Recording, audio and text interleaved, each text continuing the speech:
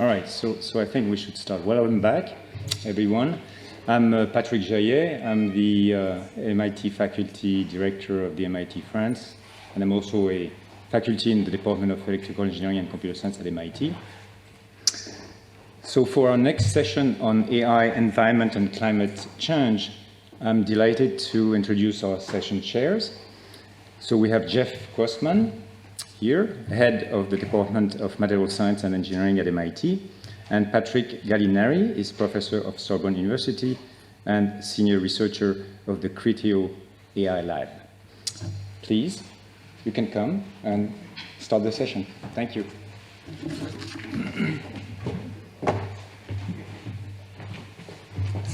Thanks a lot. Thank you and welcome. Thank you for coming to the session. Well, so I'm Patrick Gallinari, and I will make a brief introduction to the session, and then I will leave the floor to the speakers. So, sorry for the coordination at this presentation. Okay, so Jeff and I are the organizers of the session. Just a brief introduction to the different speakers. So Jeff and Elsa are physicists, okay, and they're working in the Department of Materials Science and Engineering at MIT, and they are both co-director of a new consortium. Is that right? Yeah, about climate and sustainability. Okay.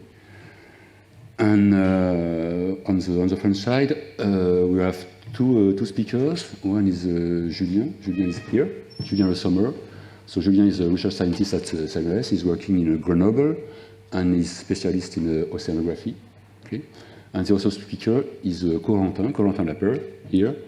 He's a research scientist at CERFAC in Toulouse, and CERFAC is a research center on modeling and numerical integration. Okay. So this is the schedule of the presentation. So typically we will have two main topics. One is around environment, climate, and simulation. So we'll have a first talk by Julien on climate. Okay, climate and oceanography. And then a talk more oriented towards modeling by Corentin, and then the two talks by Jeff and Elsa. So we have the 4 talks in a row, and we'll leave some time for discussion by the end of the session. Okay, so I will just say a few words in order to introduce the context of the session. So you know that Earth and environment science raise some challenges that are among of the most pressing ones in science and society, and it covers several issues ranging from the use of natural resources to the maintaining of environment. Okay. And so you know that today there are available large amounts of data that come from from a variety of sensors, and these data are still underexploited. So it opens the way for applying AI technologies in order to extract knowledge from this data. And AI for, let's say, environment and climate, it's an emerging field. Okay, so right now there are a lot of people that are starting to work on that, and it requires to integrate two scientific paradigms. One that is quite recent, which is based on AI for extracting information from data, and the other one, which is more classical and relies on physics, in order to make use of the strong background accumulated throughout the years or centuries on the physics of natural phenomena. Okay. So I just illustrate some of these challenges. Okay, that are I extracted them from a Department of Energy report, okay, a recent one. And so one challenge, for example, is prediction of environmental risks. Okay, so all of you know that today we witness a lot of an increase in the number of natural hazards, for example, and also how to develop resiliency to the evolving environment. Okay. Another challenge is the development of better models for the prediction of Earth system dynamics, for example, okay, including the influence of human factors.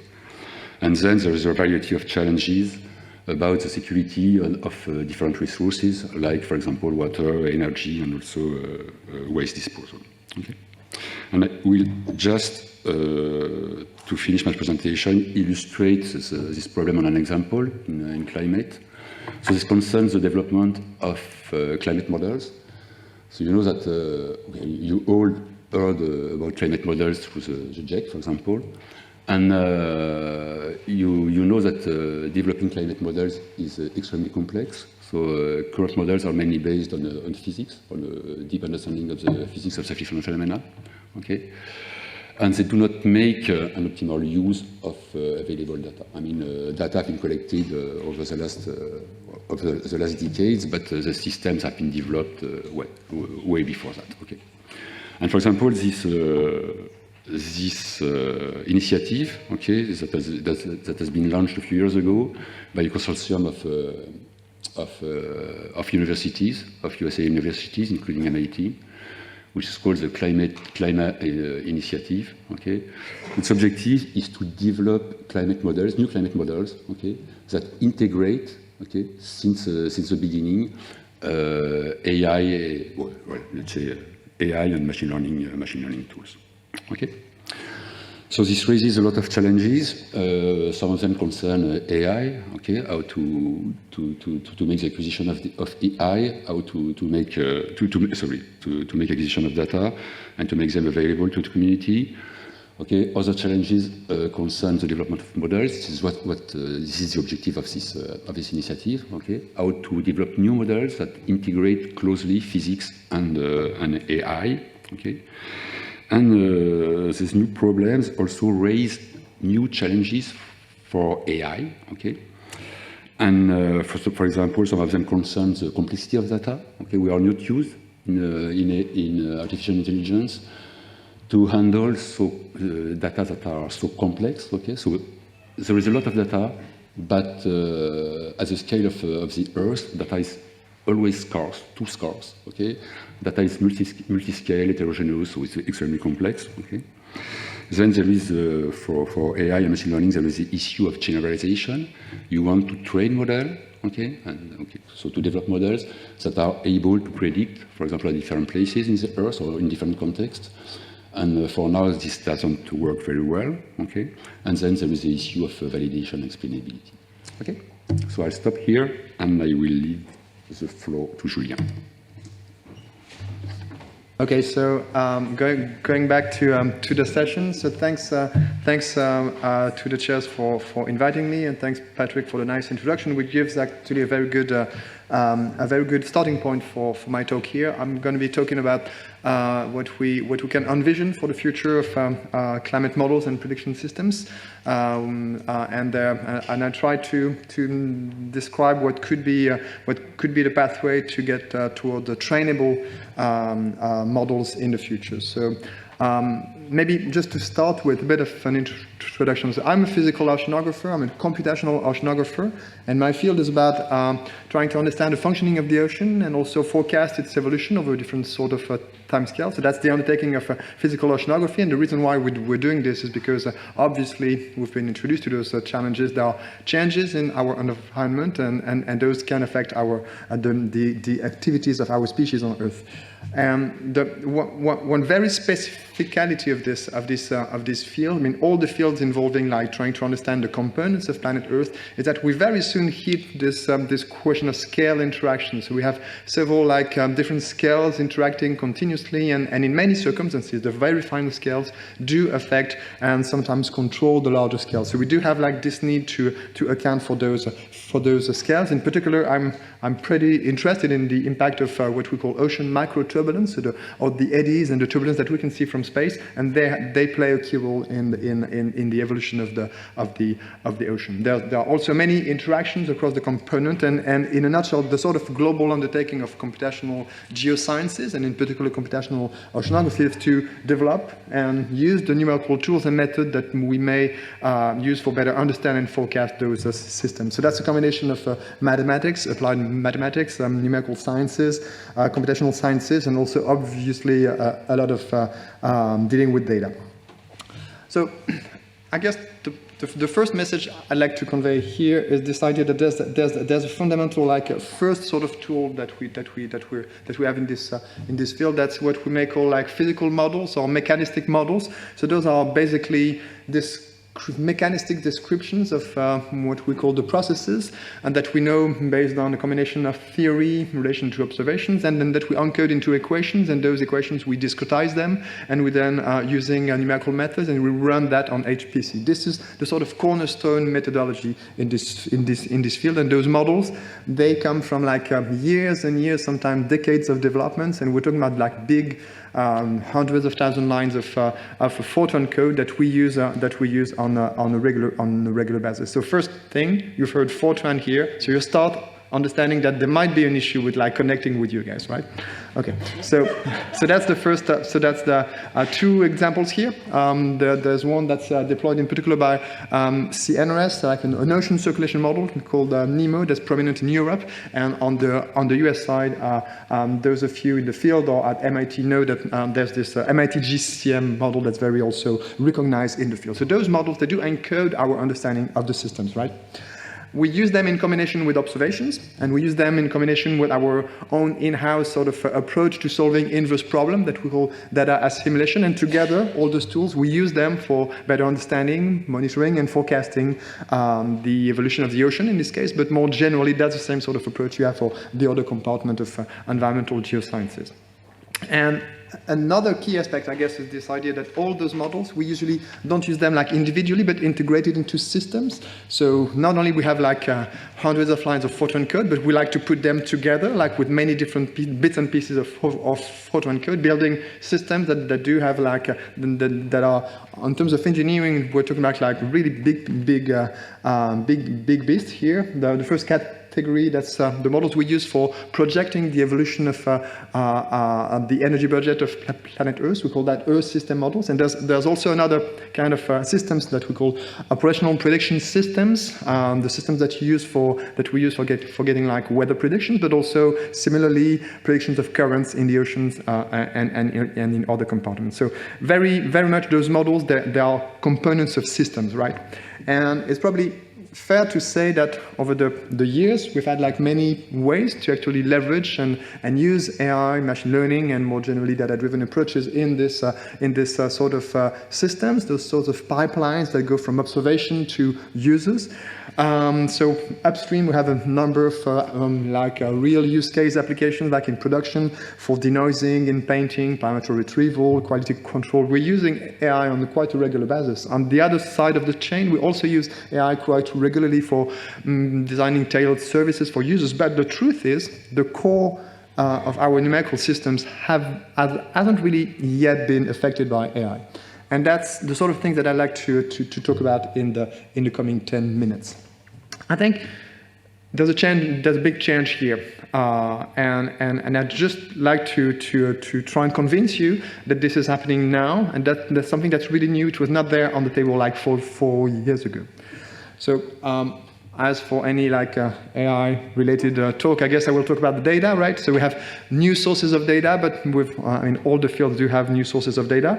As an oceanographer, I'm in particular very excited with the prospect of several satellite observing missions that are providing information about the surface circulation of the ocean. So we're on the verge of being able to directly observe the currents at the surface of the ocean. The data load that we're talking about are massive from our standards, so knowing how to deal with that is quite an issue for us. But there are also like a number of heterogeneous sort of new platforms that are deployed by companies or deployed them really in a less like structured way as the satellite missions, and we want to get like to use them too. We also have like new information coming from series and collections of high resolution models that we run. So we have here like different realizations of the Gulf Stream circulations. We're looking at the rate of rotation of the circulation coming from a variety of kilometric scale sort of models, including MIT and NEMO. So lots of new sources of information, and the reality is that we don't really know how to leverage them for really learning something and improving the design of our physical models. More importantly, and that's something specific to our field, we're also reaching the limits of the sort of underlying hypothesis that we've assumed for designing our systems.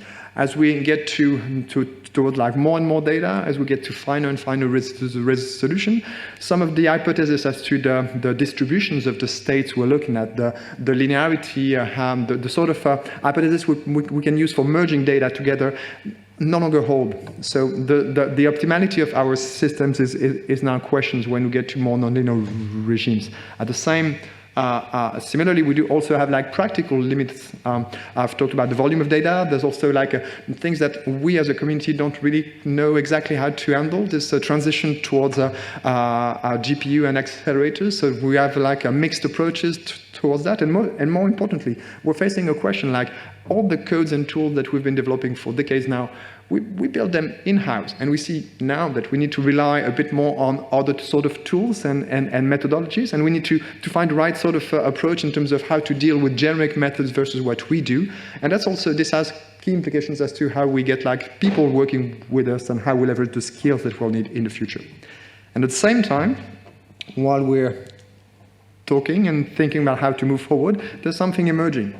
I'm guessing that I will not like learn or teach much to most of the audience here, but there's this very interesting convergence of machine learning, numerical methods, and computational physics. That's something that's happening now.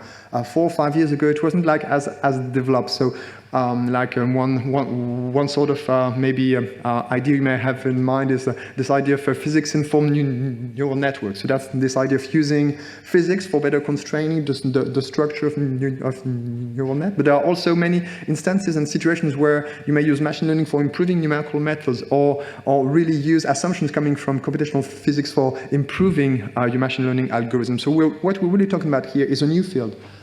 Where there's a lot of cross-fertilization between different approaches, and a new sort of generation is emerging here. And this opens like the prospect of probably changing radically the cost of and the computational cost of our applications, probably open the possibility of leverage data for designing our systems and no longer relying only on physics, but also the possibility maybe of dealing differently with uncertainty and probably improve our ability to capture what really matters for us, the extremes. So for the remaining 5 minutes, just trying to give like a collection of things that are ongoing now, things where there are research groups working, and in particular at MIT, as far as I know, and on the French side too. So machine learning for really the environmental and climate models. So first thing that we can think of. So that's probably one of the work that really that I keep in my pocket when I want to convince like my geoscientist colleagues who generally think about AI like as being only black boxes you don't understand. So that's an example here where colleagues from Google Lab did design a numerical discretization scheme and the very choice of the weight for the schemes based on data-driven approaches. And what you get here, and I'm just like in a hand-wavy way showing the results here. What you show here is that you're able really to use AI for tasks that do fall within the general scope and ambition of our models. So what you have here is a way to actually improve our models. Probably not even with it's not even intrusive in terms of really changing the code itself. It's just the way how you build your numerical schemes that AI guided here. So that's a very off-the-shelf sort of example. There's also lots of obviously expectations with this idea of accelerating entire models or possibly model components with AI and possibly porting our codes to GPU, reusing this notion of emulators. This is something that is getting through right now, not yet in ocean models, but in atmospheric science we do have a couple of examples at ECMWF in particular of components that have been emulated based on existing code and that you can use in production mode and it just works. Another example is this idea of really designing like new components. We know that our models, they are imperfect because we're not able to describe all the scales that do matter in terms of really governing the energy exchanges and that do control the large-scale evolution of the systems. So we're only describing large scale, so we're missing things. We need closures, in particular for turbulent processes.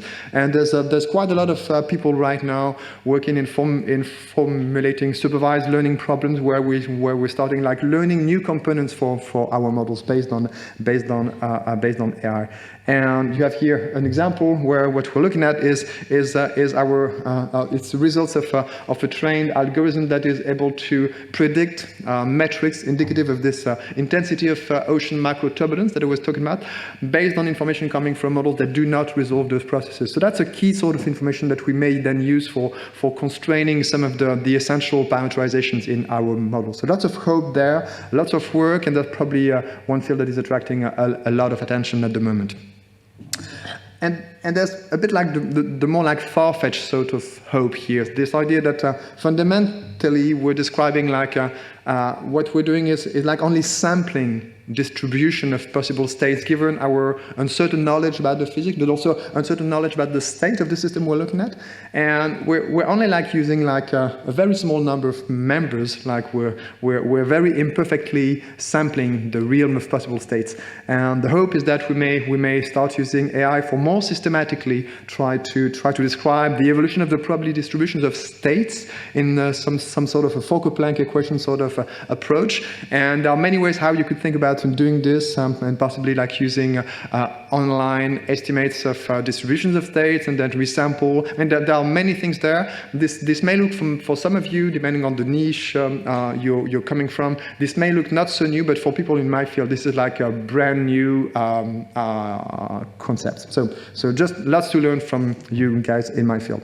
But there are, and that's what I'd like to reflect upon in the next 2 minutes, conditions for us to be able to get this. The first condition is that, well, we do have codes.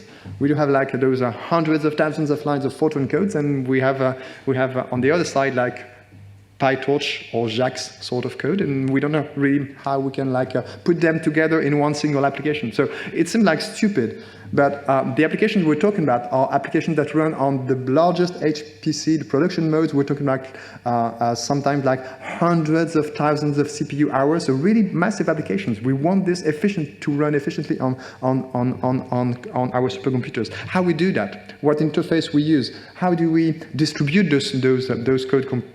How do we version control them? We don't know. We have no idea. So that's something that we need to develop, learn, and do in the coming years. Second condition.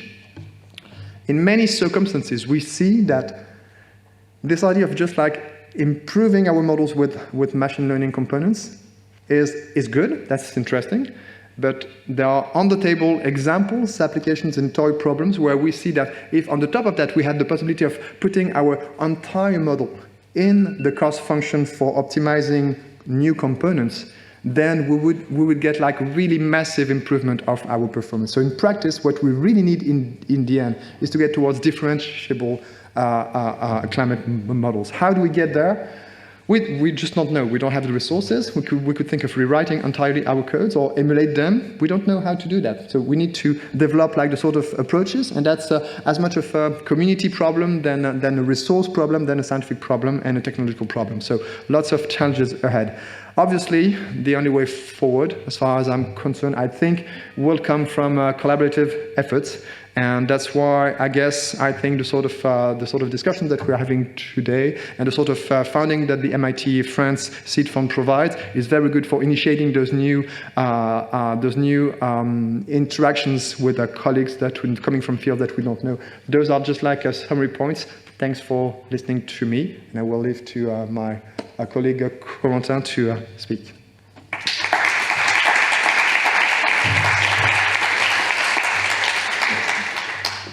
Okay.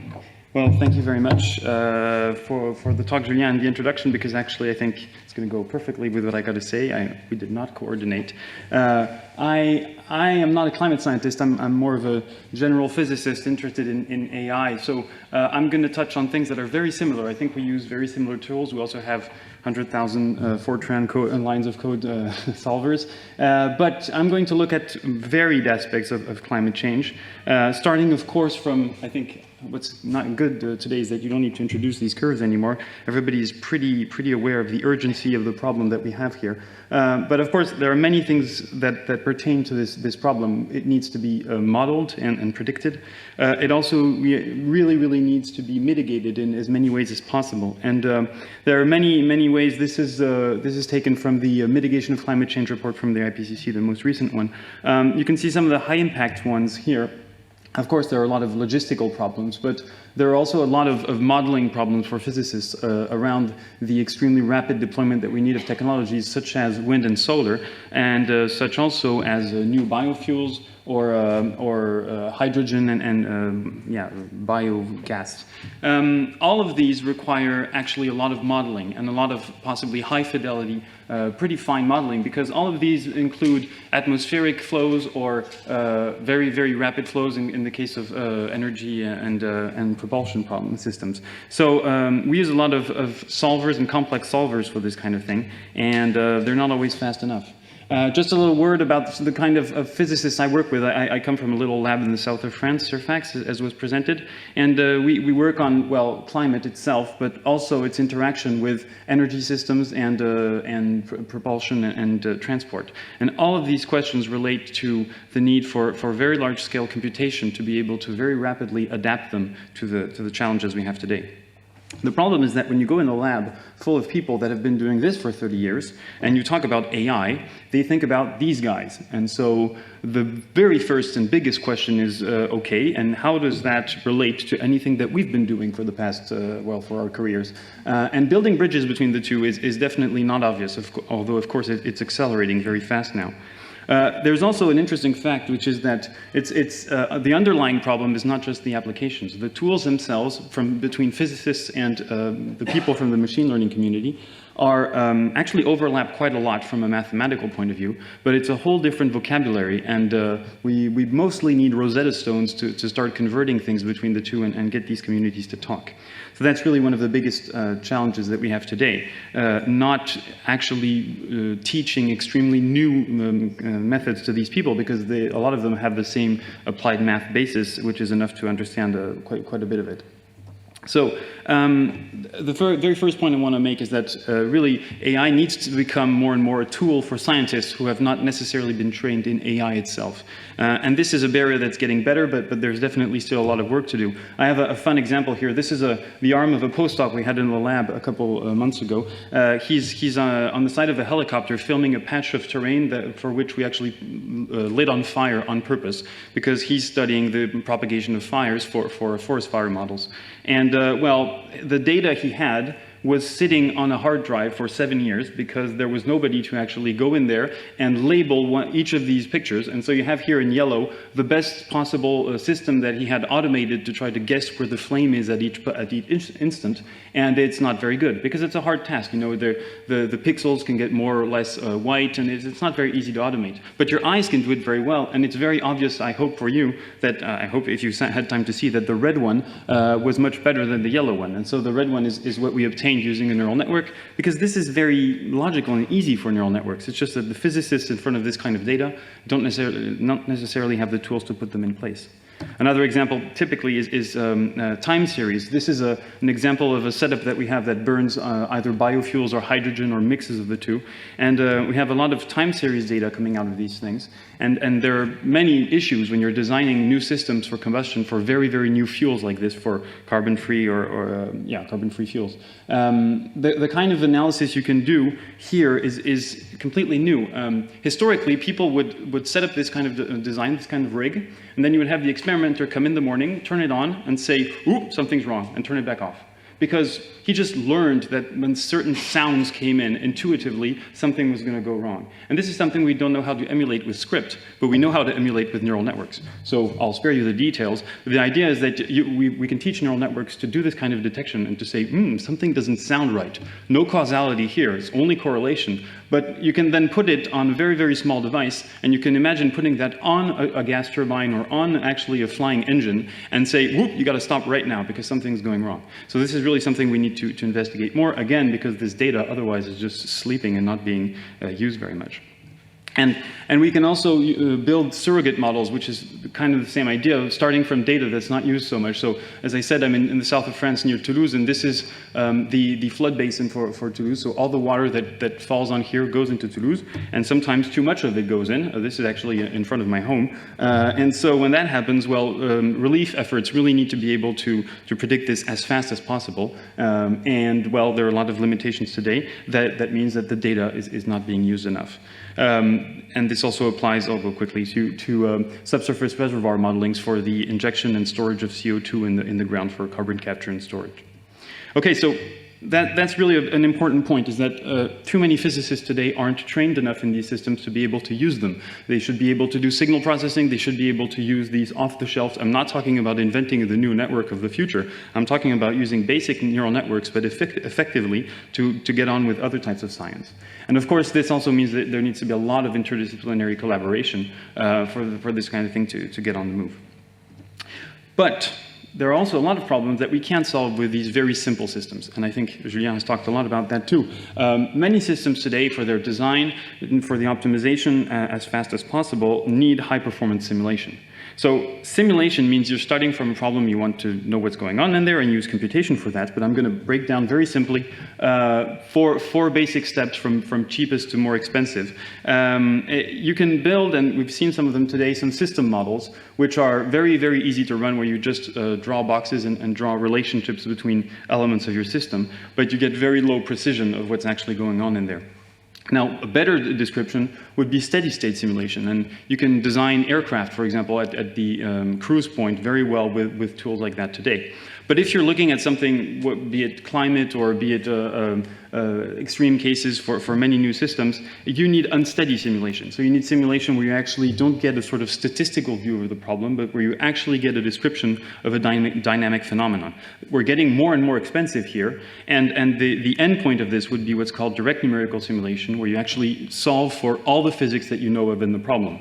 We do that on very, very small boxes sometimes, but there's no way you can actually use this at scale to mitigate climate change today or to design systems. So overall, let's say that, to simplify, let's say the two first are too simple for many problems, and the last one is too expensive. So the sweet spot would be somewhere there in unsteady simulation of complex physical phenomena. Now, how can AI help with that? Well, many ways, but the key word here is high fidelity, okay? We talked about using data to have approximators and surrogates, but the real question is, if you want to guarantee the precision of your systems, can you still use AI? And one way to do that is to use some forms of hybrid AI. So I'm simplifying here, starting from an airplane, but this could be a pictogram of the planet. And usually you start from a description of your problem. There are many system solvers today that discretize them in space. And then you're going to advance them in time, so go from a time step to the next, through, well, spatial and temporal discretization and models. A bunch of things that have been developed in very, very large solvers over the past decades. And then you iterate this to get the final result that you're happy with. So if I have some AI to inject somewhere in there, and I don't want to replace everything, I'm not sure where to put it. So the first naive way would be to replace everything, as I said. That's good for surrogates, but you're not going to get high fidelity, probably. At least that still needs to be demonstrated. But it can actually be very useful for inverse problems. If any of you are interested, I can come back to it later. However, you can also go deeper inside this chain. Say there are some pieces of this chain that work very well. We should keep them. But then there are some pieces that are actually quite ineffective today and where we can do better. So you can look at the mesh problems, discretizations, but it's also true for many of the numerical aspects, which I group under innovative numerics. And the paper that you talked about, discretization, is definitely in there. And you can also look at more accurate models. So one example that was also touched on quickly is that many times you have a mesh that you can pay for. It's like the best description of the problem you can get. But you know very well that the actual physics are happening at a much smaller, finer, more expensive scale. And so the biggest issue that many of these solvers have been having for the past 30 years is, can I guess what's missing? Can I run on the green course grid here? And is that enough if I can add a magical element, a sort of model for what's missing that describes what would be happening inside this very, very expensive mesh here? But if you talk about the problem this way, what's interesting is that if you actually run one of these very small blue simulations here, okay, so direct numerical simulation of all the physics, you can filter it out. And if you do so, you can get a course, you can emulate a course flow or a course problem, but you are the one who's destroyed the data in the process of filtering. So you can also keep this information of what was destroyed, and you've just built a problem with an input and an output for a data-driven approach.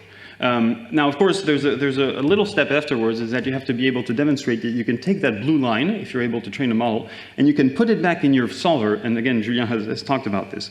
But this is one of the ways that we can look at these problems. And we use this, actually, there are many questions today with hydrogen about the problems of accidental explosions. This is not a euphemism for military applications. We're really very concerned about accidental explosions with hydrogen. And so this is a kind of problem where you're extremely unsteady. You start out very slow, and then you're looking at the acceleration through time. You have to describe a lot of very, very small things. Here you see the flame starting to grow, and at first it's what's called laminar, so it's just pushing slowly. But as it's pushing, it's creating little eddies here behind obstacles, and these eddies will themselves have an impact on the flame and will accelerate it, and this can lead to very large and very damaging explosions. There's a second view here underneath from the top. And you can see as soon as you go through some of these obstacles, well, it's not quite the same simulation, it's a more recent one, and the flame accelerates, and a fast flame is a bad thing. That's the kind of thing that blows the whole building. So this is, yeah, again, a very, very important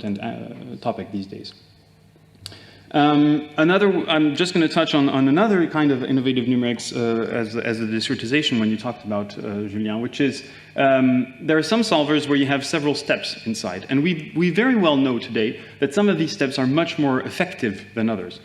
This is, for example, true for well, many solvers around Poisson equations, but that would be incompressible solvers or plasma solvers, for example. And you have steps in there, like the step of ejection, which works very well. There's no real incentive in some cases to change that today, because most of the time is spent in this red step here, which is iterative and can be very slow.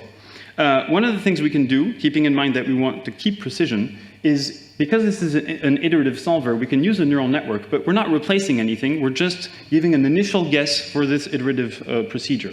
And then we're starting from that. So instead of starting from a possibly bad initial state, we're starting from a better one. But you keep your iterative solver, so at the end you get the same result. And we demonstrate that you get, in fact, the same result. Well, it's turbulent, so it can't be the same position of the flow, but you get the similar physics and similar result. And if you do it well, you can get it much faster.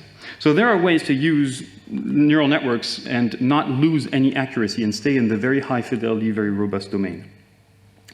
Except that, as I said, to do all that, you have to put it on an actual HPC system.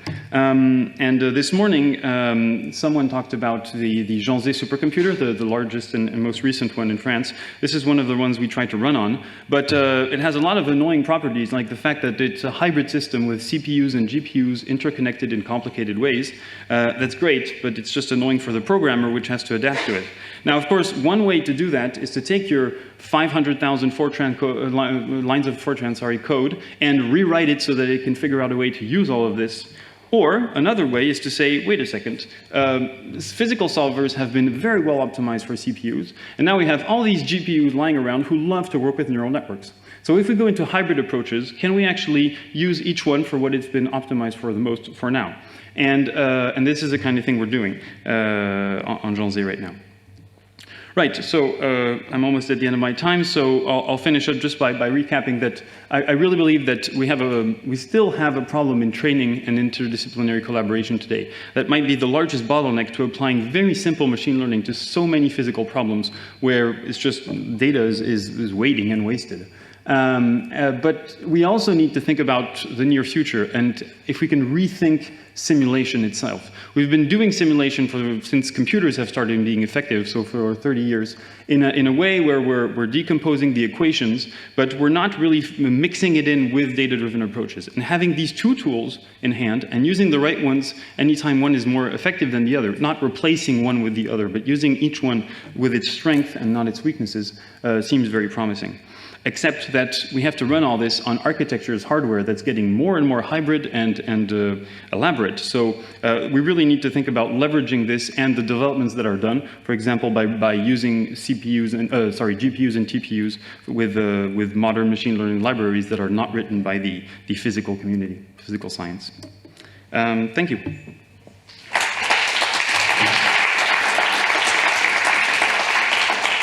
I guess, yeah, that will be, okay, well, I'll leave the stand to Jeff.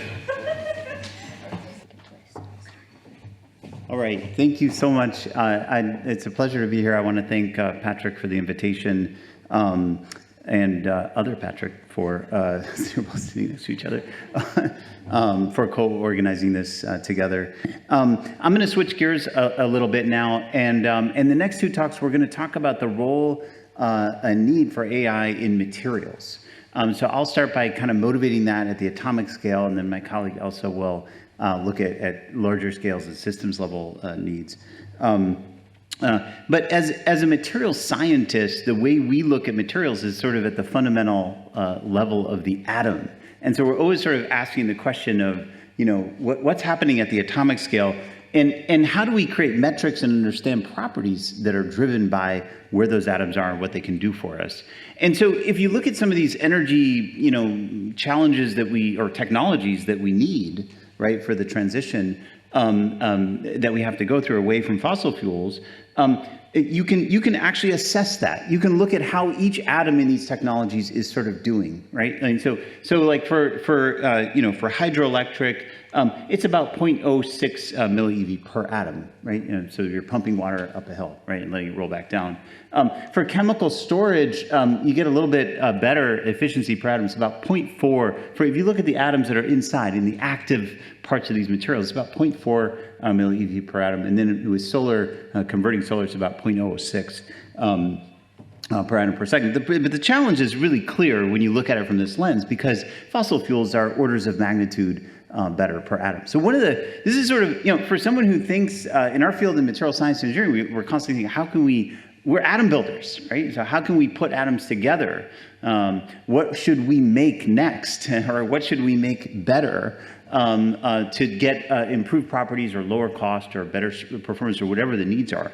And the thing is that the revolution that is needed now for climate sustainability, these challenges related to climate sustainability in terms of materials design, is not like the last revolution, I would say, that at least the way it began. So the last revolution I would call the IT revolution, and we've all seen this. This is basically one way of looking at Moore's law, which isn't a law. It's just what happens when a lot of smart people get together and talk about trends.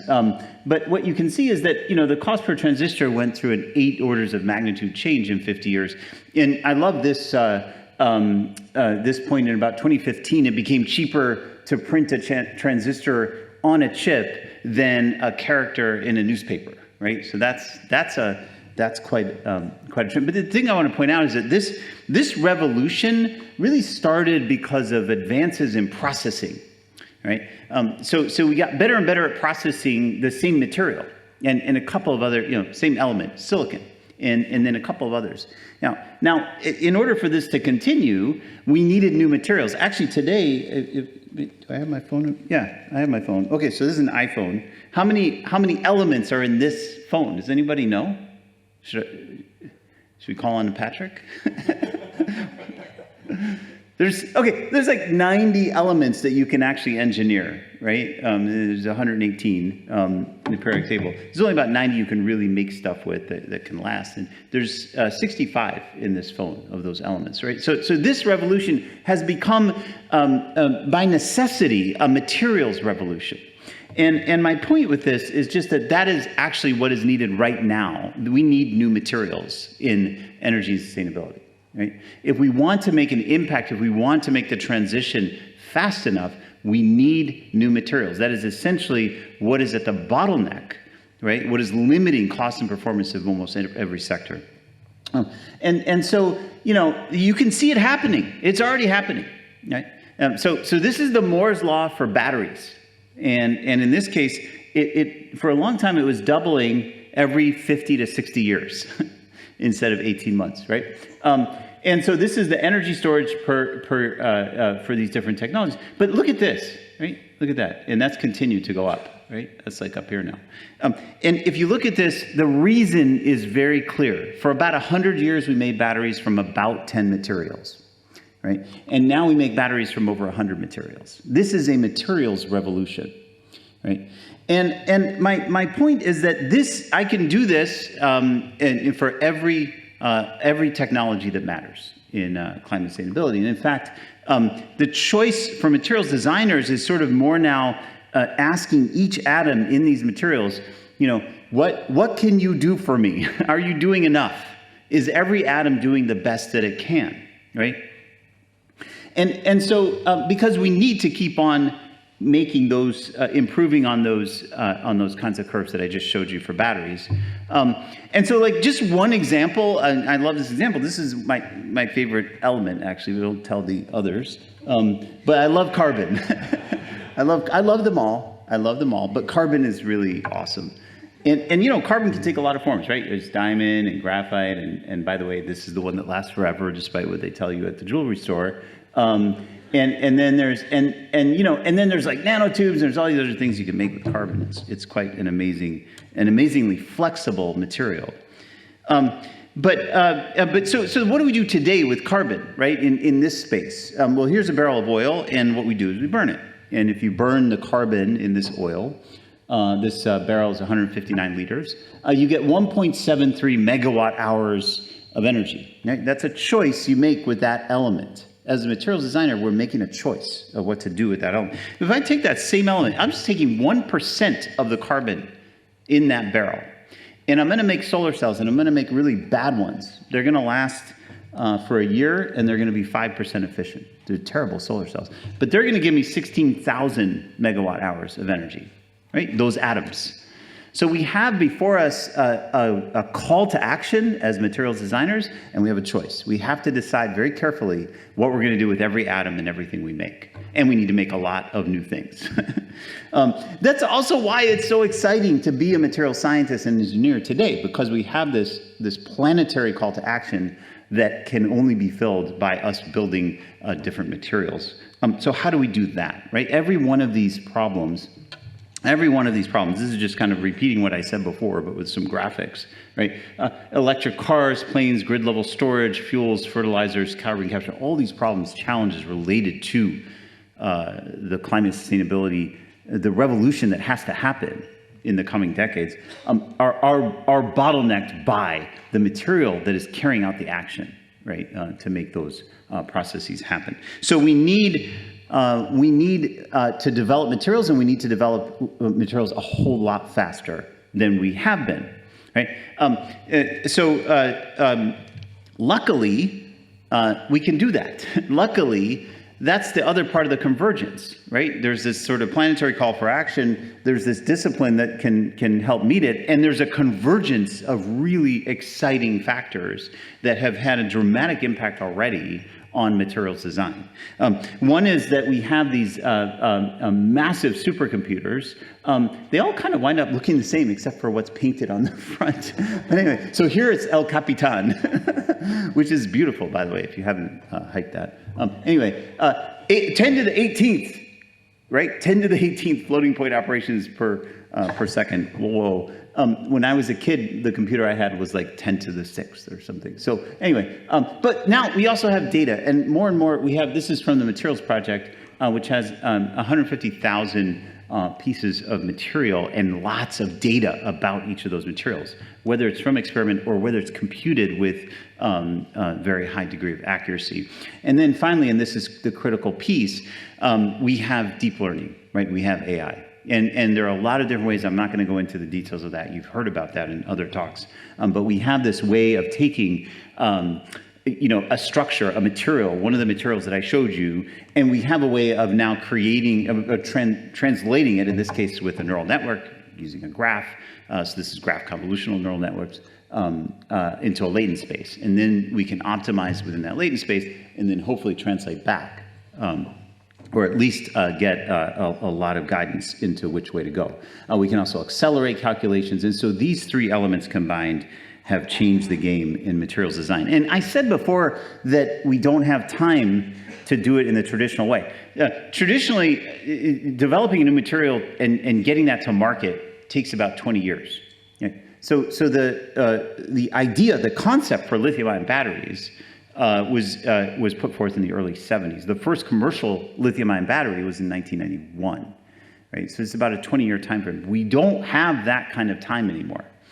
And this graph actually really shows that pretty in an extreme way, right? This is from a firm interested in investing, so they do this by cost. You can do this in other metrics.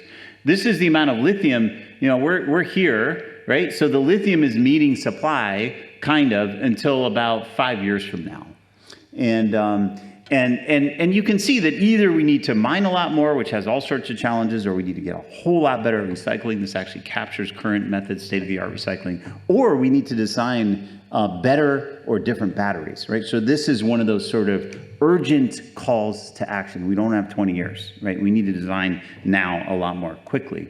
We need new chemistries. Now, this is juxtaposed with the challenge that new chemistries cover massive spaces, right? So just as an example, this is just a picture of 40 chemical molecules in organic chemistry. But this is the kind of chemistry you want to play with if you're, say, trying to functionalize a polymer, which is the basis of this project to make better lithium-ion batteries. But you can see that even with just these 40 different groups, I can make 10 to the 60th compounds. Right? And that's without the polymer. That's if I just bring these ones together. So the phase space is enormous. Right? But again, because of the different tools that we have at our disposal, we can tackle this in completely new ways and in very much accelerated ways. So I'll give you just a few examples. This is a project that we did with actually two of my former postdocs. Actually, Arthur, or I should say Artur, is now at CNRS, brilliant postdoc. In this project, we're looking for design rules for how to design if you're going to use those chemistries and make a part of the battery that I showed. Let's see, just show it here. This part of the battery, you see that you got the cathode and the anode, and there's this thing called an electrolyte. Well, that's a really critical material that is, again, directly related to the performance, to the storage, right, the safety of the battery. But if you want to design better electrolytes, you got to play with large chemical spaces and polymers. Now, in this project, we were able to look at general trends, right? Because you want the lithium conductivity to be as high as possible. If the lithium can't move in the battery, then the battery is not going to work that well. But there are these sort of competing factors of how the lithium associates with other chemical species in the battery, right? And so in the computer, we're able to model things like, well, how would the lithium travel through the standard polymer electrolyte, that's called PEO, versus other polymers. And these graphs are just to show, well, it sort of is, you can move faster here, slower there, and the slowest there. Okay, so we're able to sort of rank order, but that's too slow, right? And so we're trying to get design rules, but we're not designing rules with enough data. We need to generate more data. And that's where, we started looking at this. We said, well, okay, that paper and another one before it, we were able to look at 5 to 10 polymers at a time. And if you look at the literature on designing better polymers, most of the papers are looking at a handful of polymers, but we need to screen thousands and tens of thousands. And that's where AI comes in. And so what we're able to do is train a model, right, a deep learning model on how the lithium moves through the various chemistries, right? So we have some data, we train the model, and now we can apply that to very, very large sets of polymers. And we're able to draw from that new conclusions, right? And so in this case, I'm just showing a couple of examples from this recent paper, which just came out a few months ago, where we're able to show sort of collectively these nitrogen, oxygen, and sulfur groups, what amount of them will give you the peak conductivity. Now this is across tens of thousands of polymers, and this is actually quite interesting. This is the lithium-to-polymer decoupling ratio. So what this means, and this is the conductivity, and what this says, again, we're looking at sort of unprecedented levels of data, so we can get these trends finally, right, that then teach us what to try to make next. But in this case, what we're seeing is the highest conductors have the least decoupling, right? So that's sort of two negatives, so it's like the most coupling. And that is critical, right? That means the lithium, the best batteries, the best polymer electrolytes for batteries are going to come from ones where the lithium actually is moved with the polymer, right? That's called, so that means it's not going to hop from one polymer to another. It's called segmental motion. You need the polymer to move for the lithium to move effectively, right? So the other thing that we can do, this is just an example of getting design rules instead of from a handful, now from, sorry, keep doing that, now from large amounts of data. That's kind of changing the game in what we can learn. But speaking of learning, you can also learn from just one simulation much more than before, right? So this is an example of how we can use AI for that. So what we do, this is an example of one simulation of a polymer, and you've got lithium ions going through PEO, right? And that's, by the way, lithium comes as a salt, so it's a plus and minus, like sodium chloride, right? And this is the chlorine, but it's not. It's this complicated molecule called TFSI, which stands for something I don't remember, but it's a long name. And so that breaks apart, and then those things move through the polymer, right? Okay. Now the thing is, we do these simulations all the time. Right? We generate massive amounts of data. In this case, it's a molecular dynamics simulation. So stuff's moving around, the lithium's moving, we're tracking where it goes. That's the kind of data we generate to train the AI models, to train the machine learning models, right? But the question is, are we really learning everything we can from those simulations? Right? And so again, we can use these sort of deep learning models, which means that we don't need to supervise it. We don't need to tell it what the features are that it has to look for. Right? It's going to find those.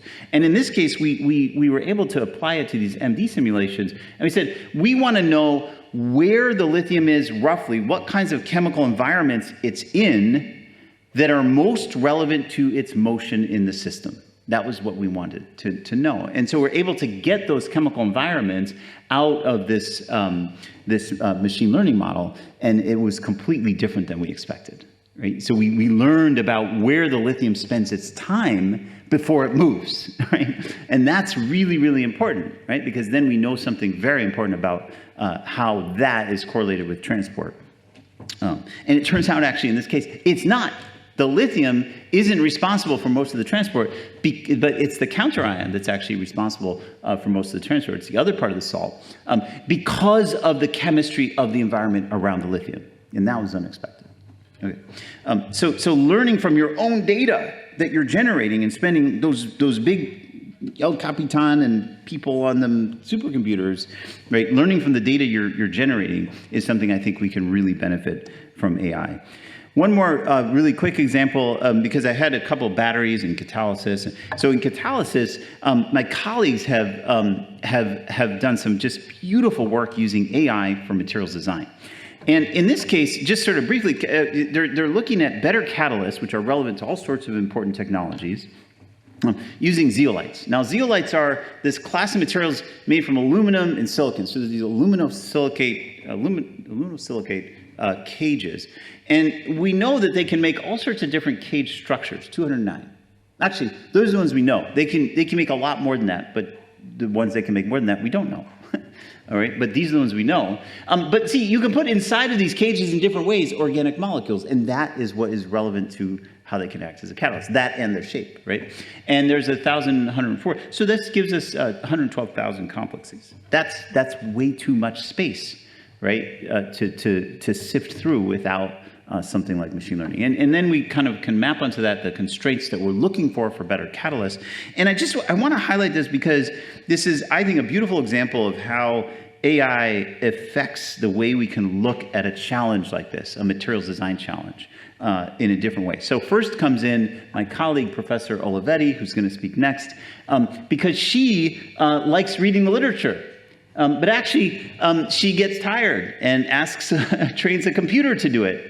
And then that helps her focus on other things while the computer is reading thousands of papers and mining data out of those relevant to the problem at hand, right? So this is natural language processing applied to the scientific literature, right? And there's some incredible advances going on in that space. So we get a lot of information about these zeolites, and in particular about how you would be able to make them in the first place. So the synthesizability and specificity on synthesis that's critical. So we're not wasting time trying to find things that then we know we can't make, right? Or we find out, worse yet, we find out we can't make later and waste 6 months of time. But then comes Rafa Gomez-Bombarelli, who's another colleague, who can screen, who can apply the kinds of tools that I just mentioned to screen millions of possibilities. Literally, not just the 112,000, but he can actually screen ones that don't exist yet. Right? So he can do the design on the catalytic activity of these materials. And then we have Yuri Rahman, who has built a high throughput robot to actually make the ones that these two colleagues tell him are the most promising, right? From their properties and from their synthesizability. The point I want to make here is this collaboration, each aspect of this collaboration has AI as the core. Yeah. And so what AI has done is it's brought each of them in advance in their own work, but it's also brought them together because there's no way they could have done this collaboration even without AI. And I think that's just kind of cool, right? And this led to a paper that came out in Science just last year, where in particular they were able with this approach to find these new ultra-stable catalysts. So, you know, one thing maybe I'll skip this. I'll skip the robot. There we go. I'll just finish up. You know, I love that. So we call as a material scientist, I love the fact that we call the age we live in, we tend to name it often by the material that, you know, was most relevant at the time, right? Like, so back here, like stones were really important, right? So that's the Stone Age. Iron, right? Silicon, age of plastics. And so what I love is that we also can probably never do that again. And that is super exciting because the point is we kind of have finally arrived in our field at a place where we actually can realize Feynman's vision, right? And put every atom where we want. The question isn't as much, you know, how to do that, and that's still a challenge, but that's not so much the fundamental question. It's what should we make, right? And then, you know, what properties does it need and can it have? So I feel like this is a very exciting time to be an atom builder. And I feel like that is juxtaposed with the vastness of space of things we could build with atoms, which then is juxtaposed with the fact that we need to do it faster than ever. And that is what is enabled by AI that I think is really exciting. And so with that, I'm going to hand it over to my colleague, Professor Olivetti. Thank you.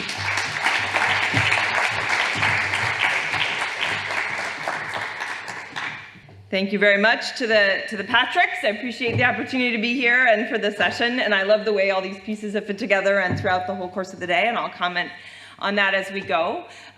So I'm going to take what the challenge that Professor GROSSMAN led us in terms of, he said, there's so many more materials now that we need in our phones to reach the energy technologies that we need to make the transition. We lost the letter L here. That does say nickel. So the technology transition that Professor GROSSMAN talked about is definitionally materials driven, and it's going to drive a really significant increase in the demand for materials. Here we see just for some of the elements relevant to lithium rechargeable batteries that we know well from our electric vehicle conversations, and the rate at which those need to be produced in order to meet the energy technology demand in 2050. And the energy transition is definitionally more materials intensive. And this is juxtaposed in a little bit of a different way than Professor Grossman outlined, where I'm taking transportation and power generation, where the conventional technologies below the red line and the technologies we're going to depend on for a low carbon future are above. You don't even need to know what that bar says. It's just more colorful, more complicated, and longer on the top, right? And so this rapid deployment of energy transition technologies that's going to mean an increase in demand for materials needs to be taken in concert with the significant impact of mining, extracting, refining those materials. And so that's what I'm going to give you a little bit of sense of, and the role in which AI plays in that as I talk to you all today. So just a couple of facts that sort of outline that the energy transition is more materials dependent, and it is going to involve higher emissions and higher impacts that we need to be able to take in consideration and trade-off, and we need to also be thinking about that burden while we're meeting these exciting opportunities that Jeff outlined. So just a couple of facts on that. Today's technology for nickel extraction is around 5 to 10 kilograms of CO2 equivalent per kilogram of nickel. The emerging technologies that we need to meet those demands that I said are upwards of an order of magnitude more than that per kilogram. That's in terms of kilograms of CO2.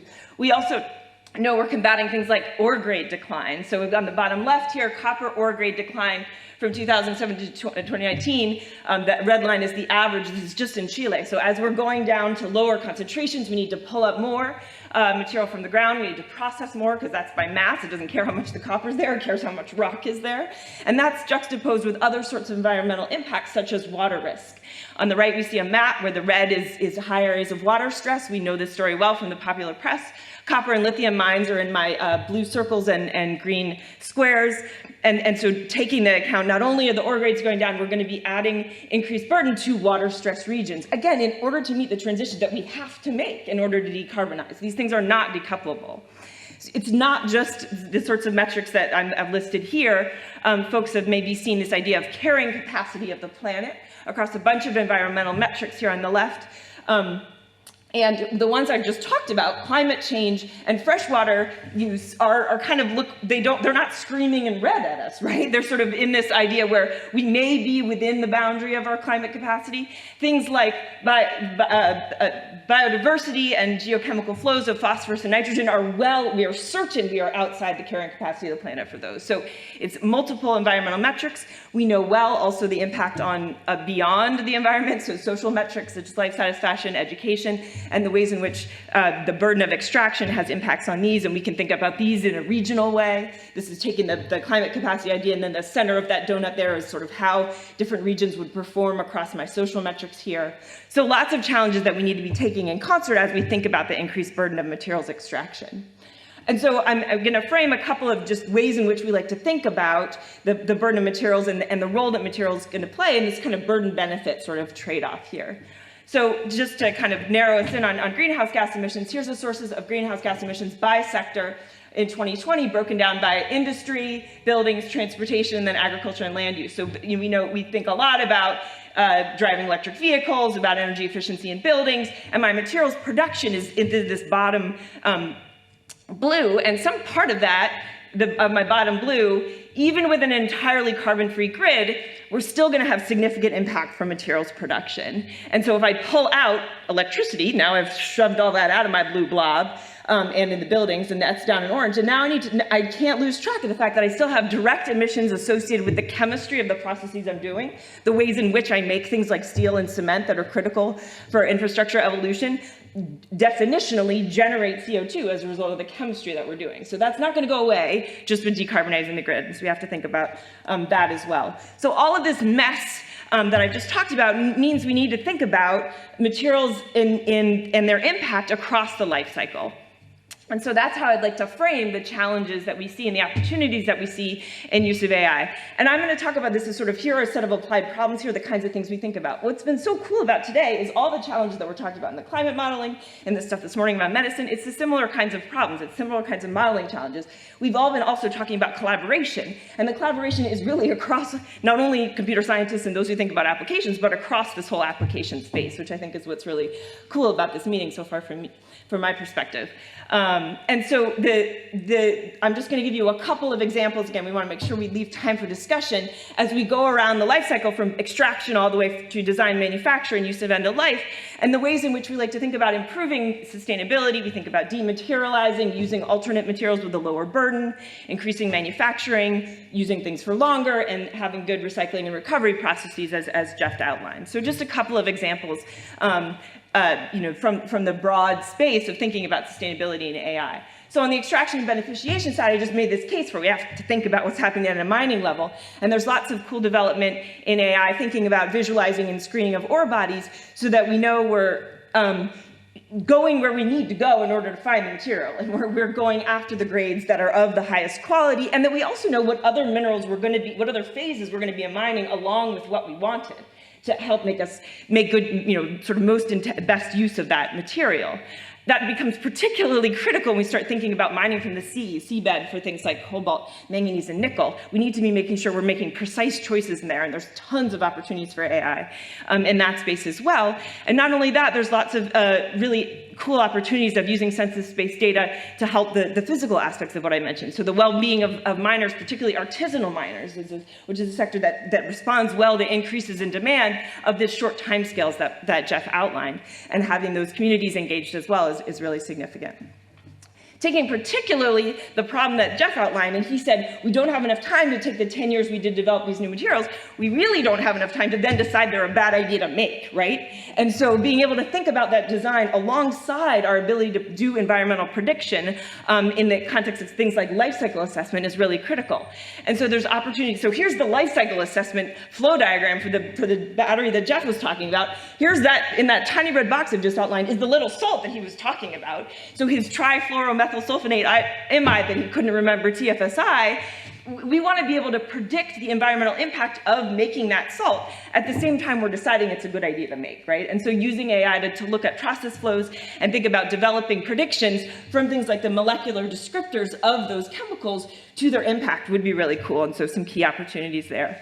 I'm not going to do manufacture because we're running out of time, but on the use side, there's some really cool opportunities to try to do predictive work on Jeff's batteries for how long they're going to last with just a couple cycles of data, right? So can we predict, instead of having to run 1,000 cycles of a new battery chemistry to decide what sort of failure mechanisms it has, can we do that prediction from just 100 cycles of data? And there's been some cool work in working in that problem as well. And a space I love to work in is in the recycling space, in particular, where there's tremendous opportunities for AI. And I'll just give you one quick example, which is that if we think about something like aluminum, that's going to also be part of lightweighting to help with vehicle fuel economy. We've got this big old black hook going down there at the end. That's the stuff that we don't recycle well in aluminum. And part of that is because all the other stuff that we throw in there with aluminum causes problems as we continue to recycle it. It accumulates in the scrap streams. And so we can use the natural language processing tools that Jeff said that we work with in my group to extract all the alloys that you ever made in aluminum, decide where the white space of that is that might lend itself best to recycling, and develop Bayesian optimization algorithms and all the kinds of tools that we've heard about all throughout the day today to constrain our design space to those that keep us from recycling that in the future, but also meet our desired technical properties, and also avoid phases that cause problems in processing that also make it difficult to recycle. And so now I kind of have this design space that's also constrained by the sustainability implications of what I'm developing. So I wanted to talk briefly about this example we had in cement, and I'll fly through it because people like a fire hose when you're associated with MIT. When I talked about materials production, materials production is dominated by the environmental impact of a couple of key materials. We need a lot of cement, we need a lot of steel, things like chemicals that make our plastics and aluminum. So if you want to move the needle in materials and climate, you've got to work on those problems. And because of their volumes and also because of that inherent release of CO2 that I talked about in the production, and there it is. Well done. There's the chemistry that gives us CO2 no matter what in cement. And so, sorry about the fonts there, but one of the things that the cement industry roadmaps in terms of, here, we'll get rid of that guy, in terms of reducing the burden of cement production is using supplemental cementitious materials. So we've heard about throwing fly ash into cement or blast furnace slag as a way to reduce the amount of material I need that releases CO2 inherently. So here's Portland cement. That's the guy we want to try to use less of. We can use alternative natural materials. We can use a whole slew of waste materials. I said fly ash. We can use stuff from slag. In my group, we've used agricultural residue and a million more, any waste material you have. This is not inherently sustainable for lots of reasons. If we need pretreatment, we've got to drive things all over the place in order to make use of them. And so it's a very local problem. We need to be able to have the guy who's got the waste decide if it's a good thing to add to CO2 and does it add to cement to reduce CO2, and does it overall lower the environmental burden, and am I going to have enough of it to make a business out of it? So that's a very local problem. And so we did a set of experiments to locally think about this in India, and we thought, okay, well, there's got to be a way, given the variability in where wastes are available, and all the different ways we can think about where cement kilns are that we might get waste from, or steel plants, and how we're going to drive that around with railways. That's a complex problem, which screams use of machine learning to try to make a local decision about what kind of a recipe should I make in order to make a lower CO2 cement. So that's effectively what we've tried to do. So we've used our literature, I call it a literature search on steroids, to read all of the papers on making cement from supplemental cementitious materials, got the composition of those materials, then tried to build models that predict the reactivity of those waste materials and how they might be used as cement. So cement is the glue that glues together the rocks that gives us concrete, just for the record. And so we are able to predict the reactivity of those waste materials and then decide how we should use that new glue to mix together with its constituents that we would associate with concrete. And here we also are using the natural language processing data, but also trying to make that interoperable with some local industry data that we have. And then try to do predictive work on what's the strength of that material going to be. We use it to decide what sort of a mix we want to make, but we can also talk about what the environmental implications of that are with the associated costs, because the information is from industry.